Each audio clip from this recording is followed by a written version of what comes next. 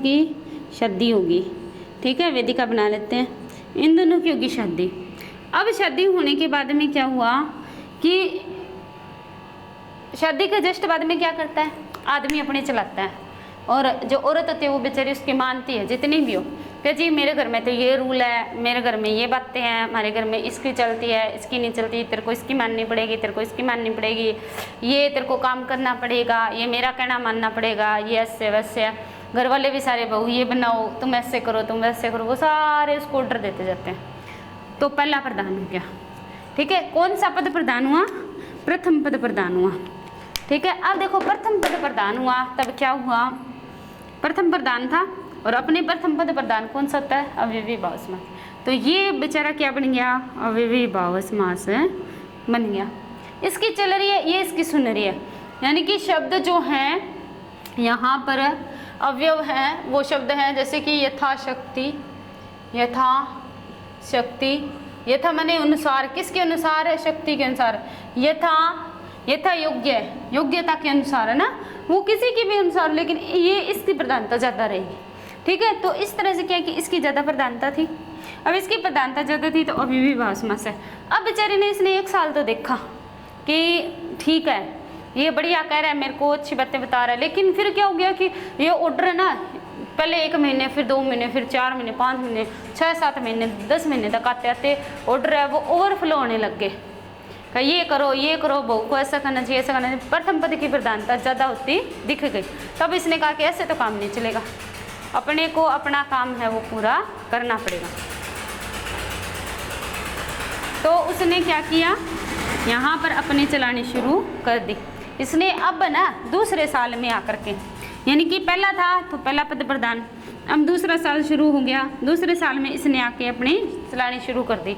इसने इनके लिए कुछ भी चीज़ों के लिए मना करना शुरू कर दिया। अब मना करना शुरू कर दिया तो इसकी चलने लगी, अब इससे डरने लगे सारे, अब इससे ये भी डरने लग गया, और इसके घर वाले भी थोड़े थोड़े दबने लगे, का ये कहना तो नहीं मानेगी, अपने को अपना काम तो खुद करना पड़ेगा। लेकिन अब इसके घर में है, ये रह रही है, इसके घर में रह रही है, और ये अपनी चलाए तो इसको कहाँ से बर्दाश्त हो। तो इसने क्या सोचा, कैसे तो काम नहीं चलेगा, तो ये दूसरा पद तो ज़्यादा ही प्रधान होता जा रहा है। तो दूसरे साल दूसरा पद प्रधान हुआ। दूसरा पद प्रधान कौन से में होता है, कर्मधारय में, द्विगु में, तत्पुरुष में। आपको उदाहरण बता रही हूँ बहुत बढ़िया, जिससे आपको अच्छी तरह से समझ में आ जाएंगे, ठीक है। तो कर्मधारय समास में कौन सा पद प्रधान है, दूसरा पद प्रधान। अब देखो दूसरा पद अपने चलाने लग जाए, अपना समाज क्या पुरुष प्रधान है, और वो कभी नहीं चाहेगा कि सिर्फ और सिर्फ एक लेडीज की घर में चले, है वो लेडीज है, वो मेरे माँ बाप पे भी रोब जमाए, घर में भी जमाए ना, उसकी चल रही है। तो इसने क्या किया, इसको डांटना शुरू कर दिया, डांटना शुरू कर दिया। तो अब क्या है, तीसरा साल आ गया। तीसरे साल में क्या हुआ कि इसने भी अपनी चलानी शुरू कर दी, कुछ न कुछ इसको दबाना शुरू कर दिया, अगर ना दबाएंगे तो ये सिर पे चढ़ जाएगी। तो इसने क्या है, इसको दबाना शुरू कर दिया। अब 1 साल तक इसने भी अपना अधिकार जमा लिया था, ठीक है। 1 साल इसने जमाया, 1 साल इसने जमाया, बराबर हो गए दोनों। अब बराबर हो गए दोनों, तो यहाँ पर ये इसको दबाने की कोशिश कर रहा है, लेकिन इससे पहले ये भी इसको दबाने की कोशिश कर रहा है। अब ये कह रहा है कि तेरा ये आदमी तो कहते हैं कि मैं हूँ तब तक तू है, मैंने अगर तेरे को छोड़ दिया तो कुछ नहीं है। तो ये लेडीज कहती है कि चल मेरा तो तू मेरे को छोड़ देगा, मेरा तो कुछ नहीं बनेगा, लेकिन अगर मैंने तेरे को छोड़ दिया तो तेरा मुझसे भी ज़्यादा बुरा हाल होगा, ठीक है। और आपकी आज की परिस्थितियों में देख रहे हैं हम, ठीक है, देख रहे हैं हम, अगर कोई लड़की को छोड़ देते हैं तो दूसरे तीसरे दिन ही उसकी शादी वाले प्रस्ताव आने शुरू हो जाते हैं, जबकि अगर कोई लड़का लड़की को छोड़ दे तो लड़का बैठा रहे चे, ठीक है, लड़का बैठा रहे, लड़के की शादी के प्रस्ताव नहीं आते हैं। इसीलिए हर एक लड़कों को ध्यान रखना चाहिए कि वो अपने दूसरे पद की प्रधानता भी बनाए रखे। अब इसको डर हो गया कि कहीं ये मेरे को छोड़ के ना चली जाए, ये छोड़ के चली गई तो मेरी तो ज़्यादा मुश्किल बढ़ जाएगी, बच्चों को कौन संभाल लेगा, घर को कौन संभाल लेगा, ये सारी आफतें मेरे पे आ जाएंगी, मैं बाहर कमाऊँगा या घर को संभालूंगा। तो इसने क्या कहा, इसने भी थोड़ी थोड़ी अपनी चलानी शुरू कर दी, इसने भी अपनी चलानी, दोनों के बीच में झगड़ा हो गया। अब झगड़े को क्या कहते हैं, द्वंद्व समास, द्वंद्व कहते हैं ना झगड़े को, द्वंद्व कहते हैं, संस्कृत का शब्द द्वंद्व, और द्वंद्व को क्या कहते हैं, झगड़ा कहते हैं। इन दोनों में झगड़ा होने लग गया। तो तीसरे पद में क्या हुआ, इसमें तीसरा पद में मत लिखो, इसमें लिखो दोनों पद प्रधान, दोनों पद प्रधान, ठीक है। और इसमें चौथा पद प्रधान आएगा। इसमें दोनों पद प्रधान, दोनों पद जब प्रधान होंगे तो लड़ाई होगी, लड़ाई को हम क्या कहते हैं, द्वंद्व कहते हैं। तो यहाँ पर क्या हुआ, द्वंद्व समास का आगमन हो गया। अब क्या है कि दोनों जब झगड़ा करने लग गए, या तो दोनों अपने हुक्म चलाए, ठीक है, अगर सहमति हो तब तो क्या है कि काम चल जाता है, लेकिन इनकी सहमति नहीं थी। यहाँ पे पहला पद प्रधान था, यहाँ पे दूसरा पद प्रधान था। अब दोनों अपने अपने चलाना चाहते हैं, अब दोनों अपने अपने चलाने लगे ना, तो क्या हुआ कि दोनों के बीच में झगड़ा हुआ तो तीसरा समास कौन सा आ गया, अपना द्वंद्व समास आ गया। अब झगड़ा होगा तो कोई तीसरा शांत कराने तो आएगा ही, ठीक है। तो यहाँ पर क्या लिखो, यहाँ पे लिखो तीसरा पद प्रधान। अब दोनों लड़ने लग गए तो क्या है, कोई तीसरा आके इन दोनों की पंचायती तो करवाएगा। ये अपनी माँ को बुलाएगा, ये अपनी माँ को बुलाएगी, ठीक है। दोनों की माएँ आ गई, दोनों की मायों ने क्या किया, ये हम किसको बुलाते हैं, इन दोनों का मेल किसने करवाया था, बिचौले ने, और बिचौले को बुला लेते हैं। यहाँ पे बिचौला आ जाता है। अब बिचौलों को क्या कहते हैं कि तू आ, हमारा सुलझाव है वो करवा, हम दोनों में तो लड़ाई होगी। तो यहाँ पर तीसरा पद प्रधान। यहाँ पर ये दोनों प्रधान नहीं है। चौथे समास में क्या है, ना तो ये प्रधान है ना ये प्रधान है, ठीक है। पहले समास में पहले साल ये प्रधान था तो विभाव समास आया, इसने अपनी ज्यादा चलाई तो इसको गुस्सा आ गया। दूसरे साल ये प्रधान होगी, दूसरा पद प्रधान हो गया, यानी कि कर्मधारय द्विगु और तत्पुरुष में। फिर दोनों ये प्रधान हो गई तो इसको सुहाया नहीं, इसने क्या किया कि अपनी पत्नी को दबाना शुरू कर दिया, दबाना शुरू। अब ये भी कहाँ से दबे, एक साल इसने भी तो राज किया ना, तो ये भी नहीं दबेगी। अब दोनों प्रधान हो गए तो द्वंद्व तो होना जरूरी है, ठीक है। अपने घरों में भी होता है, ये घर घर की कहानी है। तो दोनों पद प्रधान थे, द्वंद्व समास हो गया। अब द्वंद्व समास होने के बाद में क्या है कि जब कोई तीसरा आकर के इनकी पंचायती करवाता है ना, तब क्या आएगा, बहुव्रीहि समास। और अपने ने समास के 4 भेद कर लिए, किसके आधार पर, पद की प्रधानता के आधार पर, ठीक है। तो ये तीसरा पद प्रधान है वो बहुव्रीहि समास में आ गया। अब देखो समझ में आया होगा आपको अच्छी तरह से, और उदाहरणों के द्वारा मैं बढ़िया से और समझा दूंगी।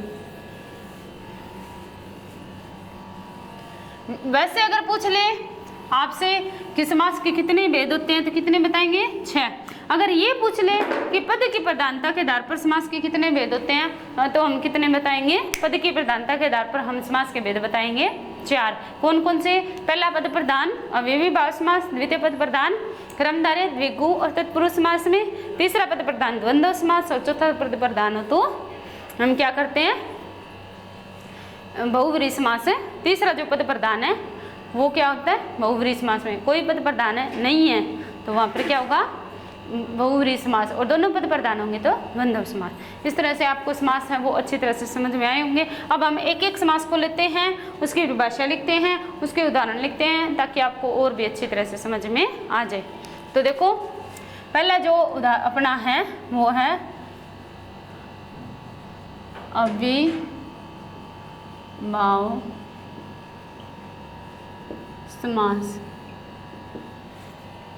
अव्ययीभाव समास की परिभाषा देखो आप, जिस समास का पहला पद कोई अव्यय या उपसर्ग हो। उपसर्ग मैंने अभी बताया था ना, यथाशक्ति शब्द लिखा, यथा क्या है, उपसर्ग है। और अव्यय, यथा को हम व्याकरणिक कोटियों के अनुसार, व्याकरणिक कोटियां कौन सी हैं, जैसे कि शब्द रचना के अनुसार हम तत्सम तद्भव, ठीक है, तत्सम तद्भव, संज्ञा सर्वनाम क्रिया विशेषण, क्रिया विशेषण, प्रविशेषण आदि के अनुसार हम जिस शब्द को चेंज नहीं कर सकते, जिसमें कोई भी बदलाव नहीं होगा, वो क्या कहलाएगा, अव्यय कहलाएगा। अव्ययीभाव समास में देखो ये शब्द क्या है, अव्यय। अव्यय शब्द दो शब्दों से मिलकर बना है, ठीक है।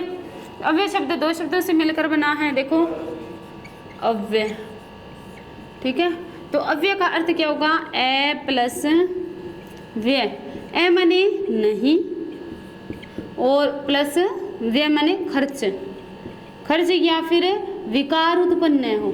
व्याकरण के अनुसार तो हम खर्च थोड़ी ना करेंगे, विकार उत्पन्न न हो, व्यय न हो जिसमें विकार उत्पन्न न हो। विकार उत्पन्न अविकारी शब्द है, विकार उत्पन्न न हो। अब किसके अनुसार देखो, मैंने आपको बताया कि शब्द अपनों ने यहाँ पे ले लिया एक, मान लो मीठा, ये शब्द है मीठा। अब ये मीठा क्या है? विशेषण है। अब ये जब संज्ञा बनेगा, जातिवाचक संज्ञा बनेगा, तो ये जातिवाचक संज्ञा, जैसे आपको पहचान बताऊं जातिवाचक संज्ञा की और विशेषण की, ये मैं करवाऊंगी आपको, विशेषण और जातिवाचक संज्ञा सब करवाऊंगी। तो मीठा, मीठा शब्द में क्या लिखा दिया हमने? मीठा आम। ये आम तो संज्ञा है ना, मैंने क्या बताया संज्ञा क्या होती है? किसी भी वस्तु का नाम संज्ञा होती है। कोई भी संसार में जितनी भी चीजें हैं समेत मानव के, है ना, जितनी भी चीजें, अगर किसी का नाम रख दिया हमने, अगर किसी का नाम रख दिया तो वो क्या है? संज्ञा। ये एक चीज है जिसका नाम क्या है? आम है, और आम कैसा है? मीठा है। मीठा आम, ये आम के साथ ऐसे जच रहा है, तो ये क्या है? विशेषण है। थोड़ी सी अलग लेके जा रही हूँ एक बार, और ये हमने लिख दिया मिठास, ठीक है, क्या रख दिया हमने? मिठास। अब ये मिठास शब्द है, क्या हम इसको मिठास आम जोड़ सकते हैं? नहीं जोड़ सकते। मिठास क्या है? भाव बता रहा है। मिठास क्या है? भाव बता, ये तो संज्ञा की विशेषता बता रहा है, इसीलिए क्या है? ये विशेषण है। ये क्या है? ये खुद एक संज्ञा है। मिठास खुद क्या है? एक संज्ञा है, भाव है। भाव तो भाववाचक है, संज्ञा होगी। तो इस तरह से क्या है कि देखो, ये मीठा शब्द था, वो संज्ञा के, जब विशेषण था तब तो वो मीठा था, जब वो संज्ञा बन गया तो मिठास बन गया, ठीक है। और जब वो कोई और वस्तु बनेगी तो वो क्या बनेगी? मिठाई। अब देखो इसमें मीठा में मिठाई शब्द किससे बना? मीठा प्लस प्रत्यय, कौन सा है? आई, आई प्रत्यय है, तो ये क्या बन गया? मिठाई शब्द बन गया, ठीक है। ये क्या है? संज्ञा है। ये क्या है? विशेषण था। और ये क्या है? यहाँ पर है ये संज्ञा आ गई फिर, ठीक है। अब देखो 3 बार रूप चेंज हो गया ना, मीठा, मिठास, मिठाई, है ना। तो ये क्या है? ये शब्द जो चेंज हो रहे हैं ना, ऐसा चेंज इन शब्दों में नहीं होता। इनको तो हम व्यय शब्द बोलेंगे, इनको हम विकारी शब्द बोलेंगे। विकारी शब्द में विशेषण आएंगे, संज्ञा आएंगे, सर्वनाम आएंगे, प्रविशेषण आएंगे, सारा कुछ आएगा। लेकिन क्या है? अव्ययी भाव शब्द समास में जो शब्द आते हैं उनको हम व्याकरणिक कोटियों के अनुसार व्यय नहीं कर सकते, अर्थात उनमें विकार उत्पन्न नहीं हो सकता। जैसे कि शब्द मैं आपको बताऊं, यथा लिख दिया, यथा लिख दिया, अनु लिख दिया। अब क्या ये थोड़ी है अनुसार, अनुगमन, है ना, गमन आया तो भी अनु आ रहा है, अनुसार आया तो भी। ये नहीं है कि राम ने लक्ष्मण ने राम का अनुकरण किया है, फिर ये क्या करें कि जनता ने राम का अनुकरण किया। अनुकरण शब्द में अनु शब्द है, करण शब्द है, वो वैसे के वैसे पड़े, और दोनों क्या है? अव्ययी भाव, अव्यय पद हैं, अव्यय पद हैं, ठीक है। कौन से? करण और अनु। लेकिन जब वो एक लक्ष्मण के साथ आए तो भी एक वचन में थे, और वो जनता के साथ आए तो भी वो एक वचन में थे, यानी कि बहुत सारों के साथ आने पर भी इनमें कोई फर्क ना पड़े। संज्ञा, सर्वनाम, विशेषण आदि के अनुसार जब जिन शब्दों में कोई विकार उत्पन्न नहीं होता है उनको हम अव्यय शब्द कहते हैं, और इसी से अव्ययी भाव समास से बना हुआ है, ठीक है। तो जैसे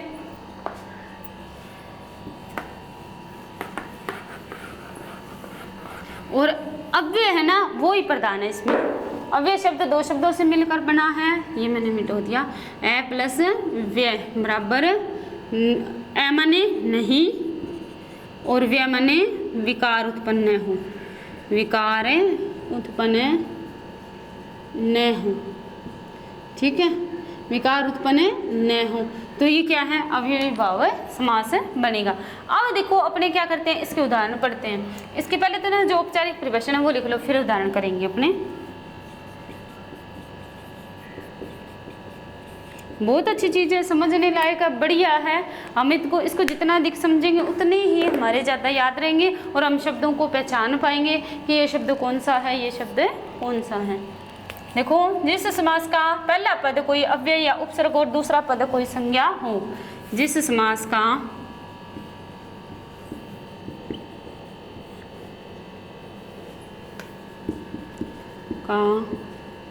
पहला पद कोई उपसर्ग या अव्यय हो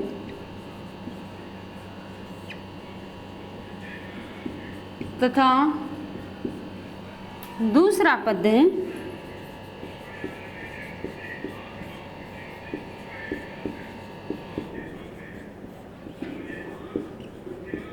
पद कोई संज्ञा हो तो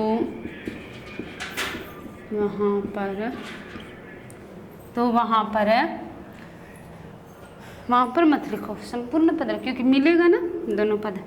तो जिस समास का पहला पद कोई उपसर्ग या अव्यय हो और दूसरा पद कोई संज्ञा हो तो संपूर्ण पद मिलकर अव्यय के अर्थ का बोध कराए, तथा संज्ञा हो तथा संपूर्ण पद मिलकर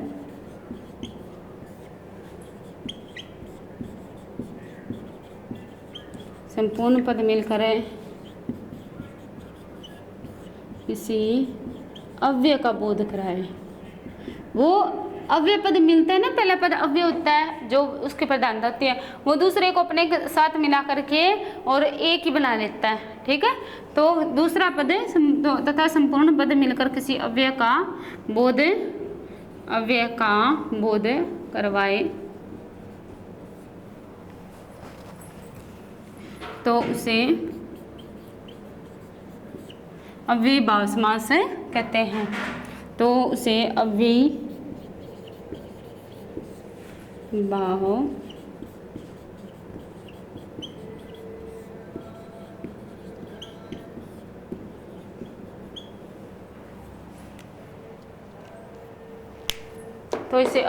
समास कहते हैं। यानी कि जिस समास का पहला पद कोई उपसर्ग हो या कोई अव्यय हो। मैंने आपको बताया था यथा है, अनु है ना, आ है, सम है, तो उन सम को हम समूह नहीं कर सकते, सम को हम समा नहीं बना सकते। ठीक है, अनु को हम अनो नहीं बना सकते। तो इस तरह से क्या है कि उनमें कोई विकार उत्पन्न नहीं होगा। और विकार उत्पन्न होने वाले शब्द में मैंने आपको बताया था मीठा शब्द है, विशेषण बनता है तब तो वो मीठा रहता है, संज्ञा बनता है तब मिठास बन जाता है, और फिर वो जातिवाचक संज्ञा बनता है तो मिठाई बन जाता है। भाववाचक संज्ञा में वो मिठास बन गया, जातिवाचक संज्ञा में वो मिठाई बन गया, और जब विशेषण रहा तो वो क्या रहा, मीठा शब्द रहा।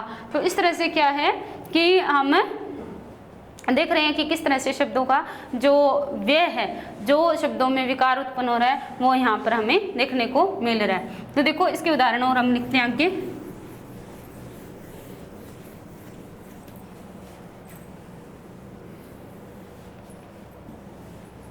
अव्ययीभाव समास के उदाहरण देखो। यथाशक्ति, इसकी तो विशेषताएं तो मैंने आपको करवा दी। वैसे थोड़ा सा अगर इसमें विशेषताएं में और एक दो टॉपिक और डाल लो, इसमें लिखो आप विशेषताएं, फिर मैं इसके उदाहरण बता देती हूँ। आपको पता चलेगा कि किस तरह से यहाँ पर अव्ययीभाव समास है या कोई दूसरा समास है।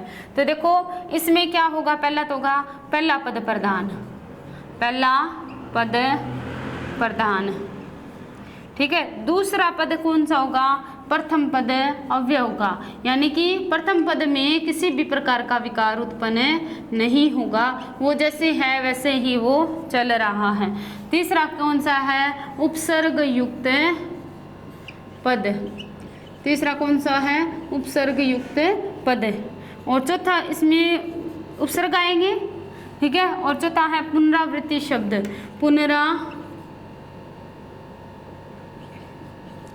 पुनरावृत्ति शब्द जो होते हैं वो भी क्या आएंगे, इसके अंदर आएंगे। प्रथम पद प्रधान है, पहला पद प्रधान तो मैंने आपको बताया था कि अभी पहला पद प्रधान है। पहला पद प्रधान है तो उसकी बातों में, उसके कहने में कोई अंतर नहीं आएगा। यानी कि प्रथम पद अव्यय होगा, उसमें कोई भी विकार उत्पन्न नहीं होगा। उपसर्ग युक्त पद होगा और उसकी क्या होगी, पुनरावृत्ति। पुनरावृत्ति का अर्थ जैसे देखो यहाँ पर मैं आपको बता दूं उदाहरण के रूप में, जैसे शब्द आ गया हाथों हाथ। आप ये शब्द तो हर हाल में आपको ऐसे शब्द आ जाए तो उनको अव्ययीभाव समास ही करना है। हाथों हाथ, अब देखो अनेकानेक, अनेक प्लस अनेक है ना, अनेकानेक, हाथों हाथ, रातों रात। ठीक है, आ गया दिनों दिन। ऐसे अगर कोई शब्द आपके सामने आ जाए तो वो क्या है, इसमें देखो हाथ प्लस हाथ, हाथों हाथ, अनेक प्लस अनेक, अनेकानेक, रातों रात, रात ही रात में, दिनों दिन, दिन ही दिन में। तो इस तरह से क्या है कि जो शब्द बन रहे हैं वो पुनरावृत्ति वाले हैं। और ये 4 विशेषताएं अगर आपको किसी शब्द में दिखाई दे रही हैं तो वहां पर आप आंख बंद करके भी अव्ययी भाव समास कर रही हैं। ठीक है, अब देखिए इसके उदाहरण, इसके उदाहरण देखो।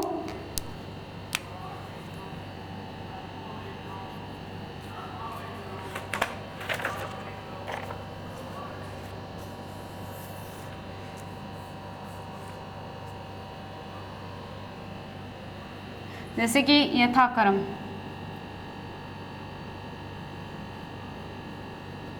यथाक्रम, क्रम के अनुसार। एक मैंने उदाहरण आपको पहले भी दिया था, वो क्या था, यथा शक्ति। अब देखो इस यथा शब्द को ना हम बदल नहीं सकते। यथा शब्द का हम क्या नहीं बना सकते, यथो नहीं बना सकते, यथी नहीं बना सकते, यथे नहीं बना सकते। ये जो है वो किसी भी संज्ञा पद के साथ लगे तो ये अपना रूप चेंज नहीं करेगा, और अपना रूप चेंज नहीं करेगा अर्थात अव्यय है, इसमें कोई भी खर्च नहीं होगा, कोई भी विकार उत्पन्न नहीं होगा। तो क्या है, ये अव्ययी भाव समास से हो जाएगा। यथा शक्ति, शक्ति के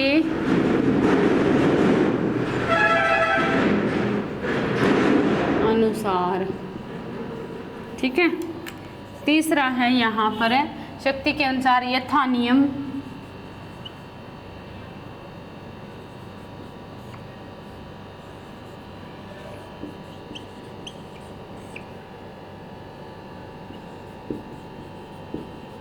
नियम के अनुसार। ठीक है, यहाँ पर चौथा है आमरण,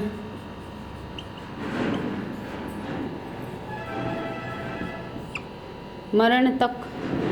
ठीक है, आ देखो उपसर्ग आ गया ना, यथा उपसर्ग है, यथा उपसर्ग है, यथा उपसर्ग है, आ इसमें उपसर्ग है। आ में हम आ का ओ नहीं बना सकते, ये नहीं बना सकते, कुछ भी नहीं बना सकते, इसका आ का आ रहेगा। और आ का अर्थ क्या है, तक, मरने तक, आ जन्म, जन्म तक, जब तक जन्म रहेगा, है ना, आ जन्म, आ जन्म का अर्थ क्या होगा, जन्म रहने तक, यानी कि जीवित रहेगा तब तक, जन्म रहने तक। शब्द आ जाए आजीवन, क्या आ गया, आजीवन। आजीवन में क्या आएगा, जीवन रहने तक, जीवन रहने तक। कहते ना आजीवन कारावास दिया गया, कारावास है ना, आजीवन कारावास, यानी कि वो व्यक्ति जीवित रहेगा तब तक उसको हम जेल में रखेंगे। ठीक है, तो आजीवन कारावास, जीवित है, जीवन रहने तक या जीवित रहने तक। ठीक है, आकंठ, यहाँ पे लिखती हूँ मैं,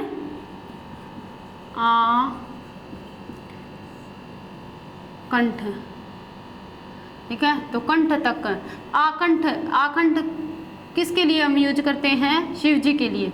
शिव जी ने जो समुद्र मंथन हुआ था, समुद्र मंथन के दौरान जो विष निकला था, एक तरफ अमृत निकला था, अमृत देवताओं के पास किया था, राक्षसों के पास किया था, और राक्षस प्रवृत्ति आज भी हम में जीवित है।